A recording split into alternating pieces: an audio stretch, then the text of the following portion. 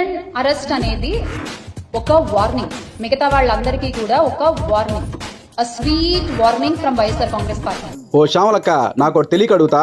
Arrest అయింది తెదేపా కార్యకర్త, arrest చేసింది కూటమి ప్రభుత్వం. తప్పు చేసినోడు మనోడైనా శిక్ష తప్పదని నిరూపించింది చంద్రబాబు నాయకత్వం. దీనికి కూడా మీ ఖాతాలు వేసుకుంటున్న చండాలంగా. మా ఫ్యాన్ గాలికి తగిలితే ఎలా ఉంటుందో కిరణ్ చూశారు.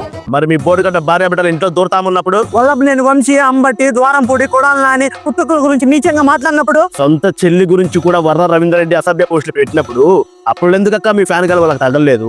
వాళ్ళని ఎందుకక్క అరెస్ట్ చేయలేదు?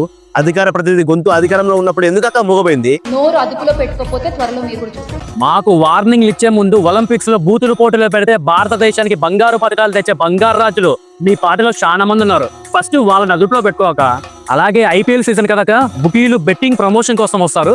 ఈసారైనా బెట్టింగ్ యాప్స్ ప్రమోట్ చేయకుండా నిన్ను నువ్వు అదుపులో పెట్టుకొని భావి భారత యువత జీవితాలు కాపాడక్క.